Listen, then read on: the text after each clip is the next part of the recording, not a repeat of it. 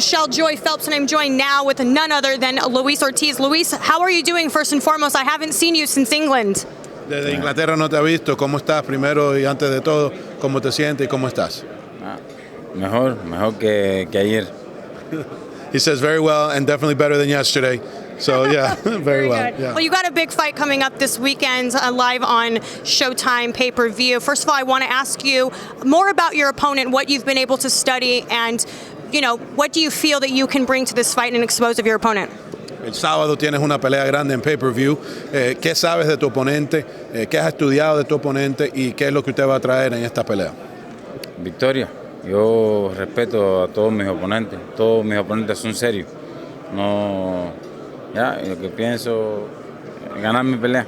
He says that yes, he does study his opponents, but he allows the team to make the game plan moving forward, and he doesn't take anyone lightly.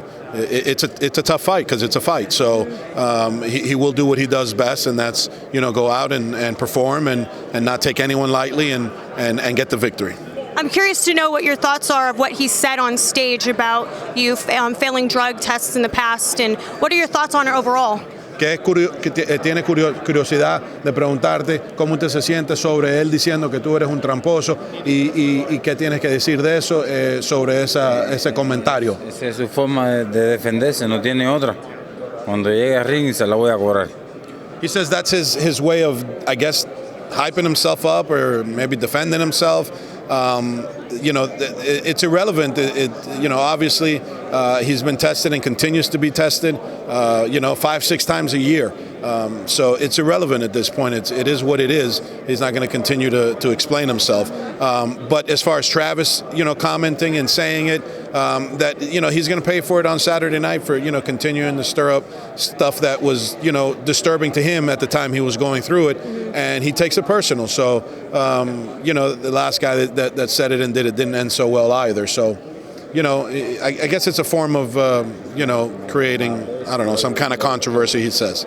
You called this fight special to you. Can you elaborate exactly on why it is special for you? Que usted dijo que esta pelea aquí en Los Ángeles es especial esta vez, y que si usted puede decir por qué es tan especial esta pelea. Porque aquí di la noticia del tratamiento de mi hija y dio la casualidad que hay una universidad aquí en California, Stanford, que están haciendo los tratamientos y la investigación de la epidermiolisis bullosa, que es la condición de mi hija. He says that when he was here last, he received the news that there was a treatment, well, not a treatment, but a breakthrough in potential cure to his daughter's disease, and it really inspired him, to obviously pursue that, and now he's able to come back here and meet. After the fight, he's going to go to Stanford and meet with the doctors and the university over there, and moving forward towards getting his daughter cured with the disease that she has. So California to him is very special, and obviously now forever will be. The heavyweight division is on fire at the moment. As you know, this weekend we have the big fight between Wilder and Fury. I want to know what his thoughts are, what his prediction is, and ultimately what that means for the landscape of the heavyweight division, and if he would like to face the winner. Que la división de los pesos completos está caliente, súper caliente. Usted está ahí en ese revuelto. ¿Qué usted piensa de la pelea del sábado? ¿Quién gana? Y después de eso, ¿usted dónde cae en esa grupo? No, eso lo decide los fanáticos, Showtime, toda la gente, ¿sabe? He's never not wanted to fight an opponent. He feels that Wilder will win the fight, has the experience, and now more so with his last fight, being hurt, being able to survive and finish the job. So he feels that Wilder is definitely going to get the job done.